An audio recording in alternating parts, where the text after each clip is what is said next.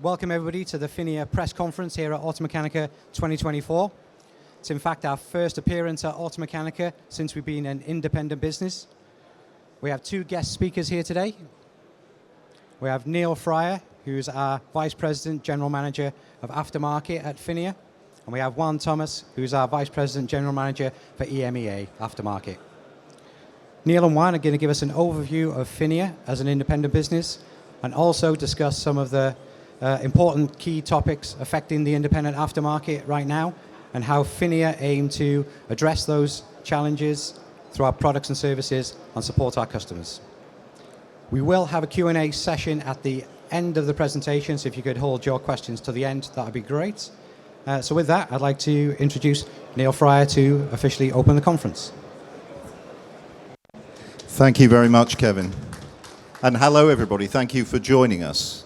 As Kevin said, we are very proud to be here for the first time as Phinia, a new company with a long history, as I'll talk a little bit about as we go through the presentation.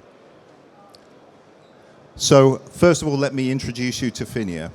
Phinia is a $3.5 billion company which operates globally, as you can see. We have about 13,000 employees and 44 sites across the world.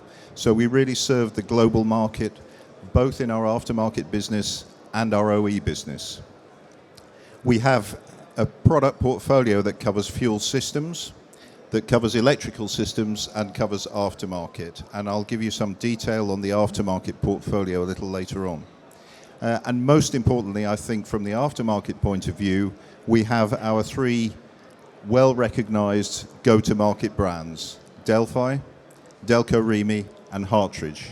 So Phinia is the company, but in the market, the brands that we use are those brands that everybody recognizes.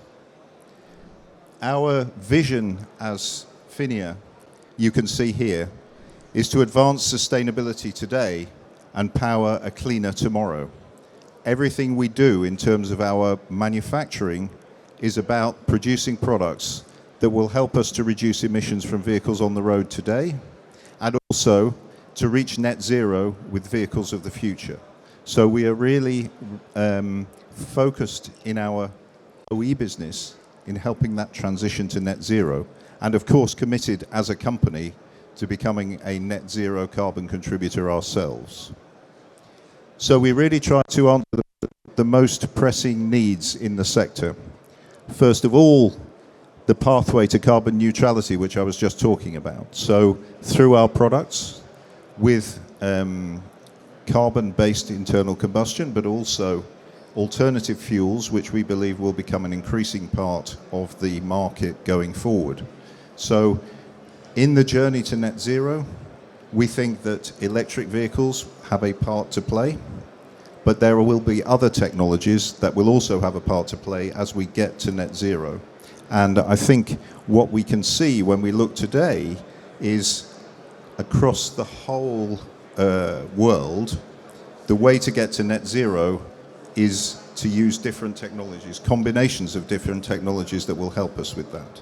And the transportation or mobility sector has an important part to play, but it's not the only area where we need to reduce emissions. And we will be looking as well to expand our business into industries where our technology will help with that transition.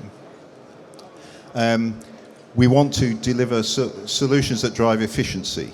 So make vehicles more efficient, reduce emissions. That's really important for us and a focus of our activity in our OE business.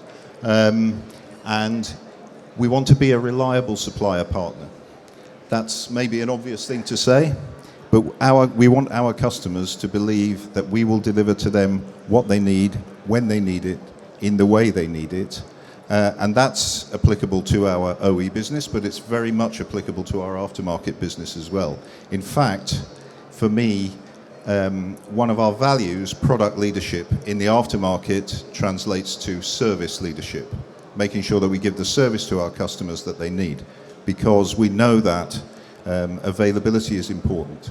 Our product ranges are important. Those are the things that will help our customers be more successful. If we look at the split of the business, I think this is a very interesting one because I think we are very different to many of our competitors.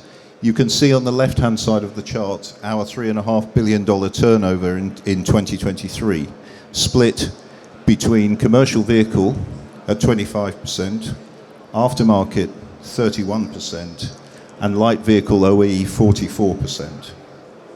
Our plan is first of all to grow the company to $5 billion by 2030, and secondly to grow the aftermarket proportion of that to 40%.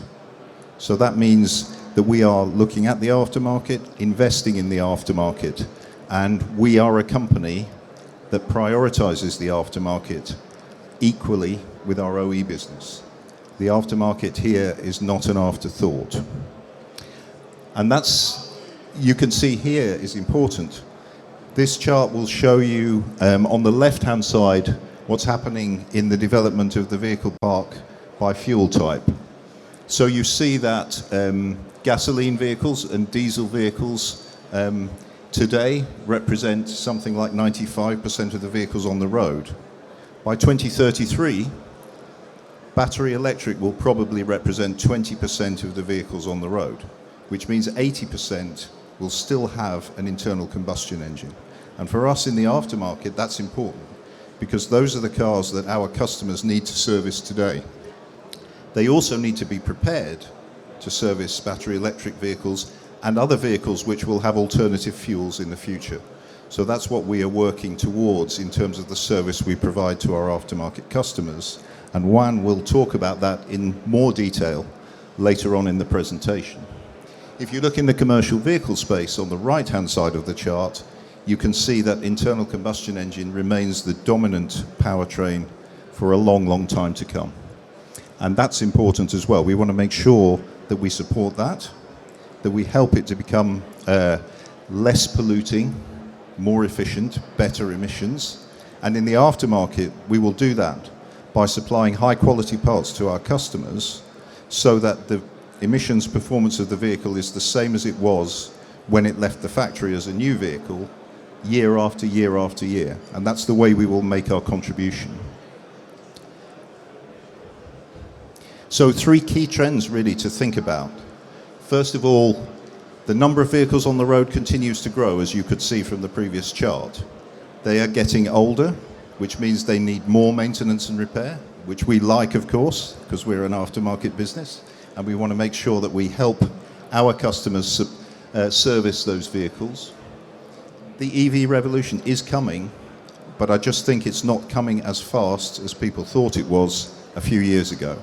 We see some slowdown, which means we have more time to prepare for EVs in the aftermarket, but we definitely need to be ready for them. And also the other issue that we see in the aftermarket, which is really important, is as there is a diversity of technologies, we need diverse skills among the technician base. And we're really committed to working with technicians in terms of our training to make sure that they are prepared for the future. Here you see in the aftermarket what we are already doing towards sustainability. Our mission in the aftermarket, as I said before, really is to make sure that every time a vehicle is serviced or repaired, we bring it back to the original emissions level using our quality parts. But the other thing that we are really working on is remanufacturing, which is a key part of our activity as an aftermarket business. Today, 10% of our turnover comes from remanufactured products. We're investing in that, and we expect that to grow because remanufacturing is a way, as you can see on the right-hand side of this chart, to save scrapping of products, to save putting old rubbish into landfill, and to reuse those products, continually recycle and reuse those products through the lifetime of vehicles. It's also helpful for owners of older vehicles as well, who may be looking for a better value for money solution. So what does that mean? Let's just look at our aftermarket portfolio. You can see here all the products that we offer. I won't go into details on it, but we offer gasoline fuel systems products and diesel fuel systems products, which are derived from our OE business in fuel systems. We also offer commercial vehicle starters and alternators, And then we have other products, vehicle electronics and engine management, and chassis and maintenance products. And those are the products that we offer to our aftermarket customers where we can add value for them. In the middle of the chart, you see Workshop Solutions, which is our way of gluing our product portfolio together, if I can say it like that. So we offer diagnostics, we offer training to technicians. That's very important in preparing them for the problems of today and preparing them for the future. And we see that that brings up our portfolio together. So we work very hard with technicians to give them the tools they need to do their job today, and also to buy the products from us and from our customers that will help them make the repairs. So, to summarize, we have a clear mission in the aftermarket with our product portfolio, with our services, and we use our brands to bring those products to the market. They're well-recognized brands, and we will continue to invest in those brands as we go forward. And we want to really make sure that our customer base is able to work on every vehicle on the road. And I'm going to hand over now to Juan, who will talk to you about that. Thank you, Neil. Good afternoon, everyone. Welcome. So, today we are presenting you a company that's a new company, Phinia. We're about 1 year old. But this company, even if it's new, has a brand new face, is rooted on years of experience in the aftermarket. And that experience in the aftermarket we're bringing for everyone, new customers and older customers. We take it very seriously, the mission, which is to make sure that the technicians not only have the right to repair the vehicles, but they are skilled to repair the vehicles, any vehicles that enter in the workshop. And that's what Phinia fights for. So in that mission to bring that capacity, that ability to technicians to repair the vehicles, it's important to not only look into the high runners or some products that have higher volumes. We want to make sure that workshops can repair any vehicle entering the workshop. That's why we made a priority for us to give them the highest range. And in our portfolio of products and services, we have ranges going from 90 to 99.5% range coverage in selected products and selected geographies. It's also important to bring to the customers as soon as they can, as soon as we can, products that they can repair today, vehicles that are on the road arriving now. We call this first to market. We have already 100 launches this year as 100 new to ranges first to market, and we continue that way. We believe that bringing those products sooner helps the aftermarket to be able to repair any vehicle. But having the products in the catalog is not sufficient. We need to help them to find those products in the catalog. So that's why it's so important to make sure the catalog has the excellent quality, the right attributes, and the right crossing against the competitors as well. Having the products in the catalog in itself, finding them is not enough. We need to have them on the shelves. Customers need to be able to receive those goods so they can repair the products. And then finally, and we think that this is very important as we go, one of the biggest challenges in the aftermarket industry is making sure that the technicians are qualified to do the repair. That's why we focus so much on these workshop solutions, making sure that they are qualified to do the repair by providing them technical training and also the repair parts and test equipment. If you look into some of the examples of what we do today and how we are leading in range coverage, a couple of selected products are on the chart showing where we have the number one range coverage or number two, in worst case, range coverage in Europe. Brake pads were the number one with 99.5% of the car park that's covered with the Delphi solution. Brake drums were the number one as well. MAP sensors, steering suspension, we're launching 1,000 new SKUs this year and another 1,000 are planned for next year. Brake discs were exactly number one with another manufacturer. Ignition coils, number one. Diesel programs, I think this is really important as well. When you think about diesel, we have an offer that is split in between new, remanufactured, and repair parts. It's the heart of sustainability. It's making sure that the products run as long as we can with as less waste as possible. That's why we bring repair. That's why we bring remanufacturing. Looking at the first to market. So we have several launches recently. Bringing new technology to the workshops is the heart of what we do.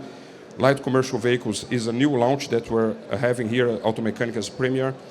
The products are going to be in stock in beginning of 2025. Is a full range of 60 SKUs, covering the highest volumes in vans.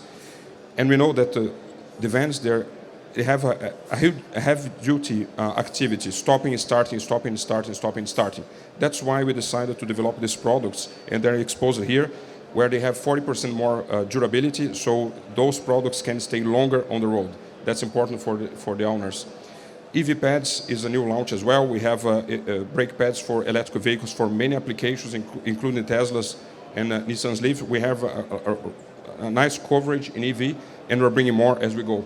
Extended suspension is another topic that we're looking to making products even lighter than what they are today, because we know how much pressure these heavy vehicles have on the suspension of the vehicles.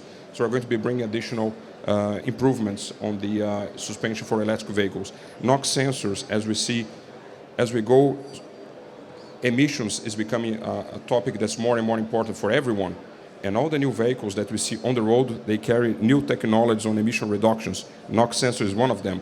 We have a range of 60 SKUs already. Another 50 are going to complete the range before the end of the year. And with that, we're going to be the leaders in range coverage for NOx sensors, bringing that new technology to the workshops. And finally, in new launches, we have seen the arrival of bimetallic discs some years ago. We have two technologies already available in our portfolio, riveted bimetallic disc covering BMW and Toyotas. Now we are launching the co-casting technology for Mercedes-Benz, and with that we're going to be bringing to the technicians different choices and the technology in their workshop. Then when we think about the topic of making sure that the aftermarket is skilled to repair, ready to repair, we bring the technicians diagnostics, and we have a new launch as well this year, which is the Diagnostics DS Hub. What is that hub? That hub basically contains everything the technician needs to do the repair inside of the same tool. So in our diagnostics tool, once we are in the environment, you can find the repair instructions, you can find the catalog, you can find the diagnostics functions, but also technical information about the product they are repairing, all in one single bundle of software. And more are coming. We are planning to do other developments in diagnostics. We're going to be announcing them over the next quarters. We're thinking about things like remote diagnostic with a very unique solution that we have developed, and diagnostics on the cloud as well. That's for the future. Watch out for that. Meanwhile, you can see already the DS Hub, which we're demonstrating in here and also in the Agora space. Training. We've spoken about training. That's the biggest challenges. We are talking to technicians across every geography, and they're struggling to have qualified people. So we're investing massively in training. Training are provided in 3 levels. Free to view. You find those in YouTube. Free to view. 3-minute videos, how to repair something. If the technician has 3 hours available, he's going to likely go into one of our training modules in the e-learning program.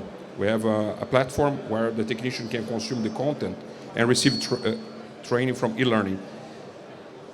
And for technicians that have 3 days to invest, we're going to be bringing them to one of our training facilities. We have training facilities in 4 geographies: North America, South America, Europe, and Asia Pacific, where they can receive training in at least 10 languages already, physical training on different topics. And we're going to see some of the examples in the rest of the presentation.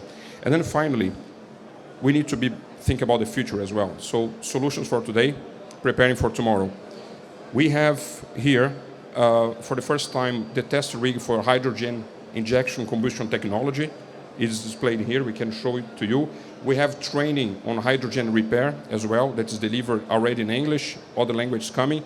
And we have also some samples that we can show you of hydrogen injection combustion technologies that are going to come to the aftermarket in the future.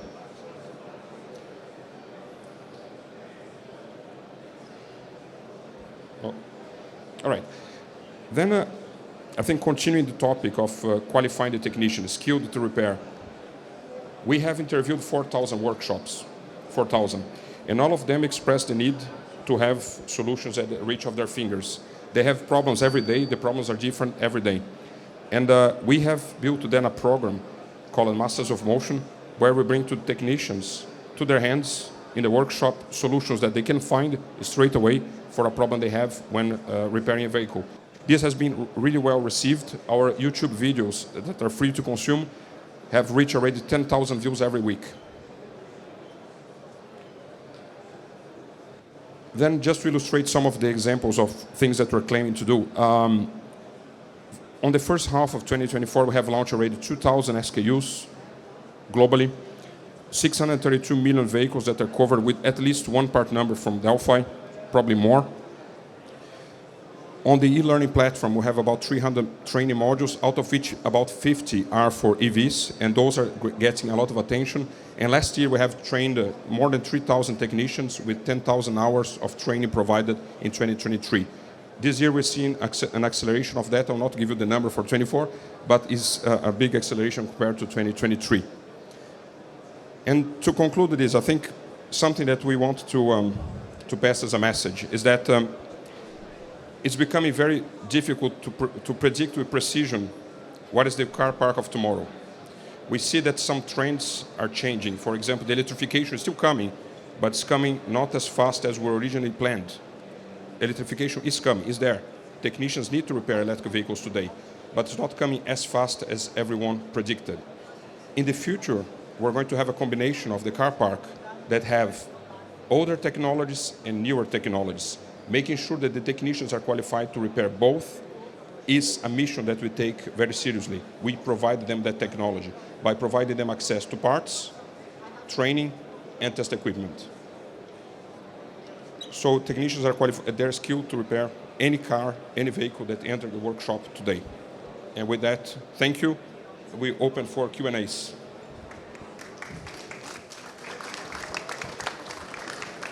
Thank you, Juan. Thank you, Neil. I think they've covered everything. That must be the case.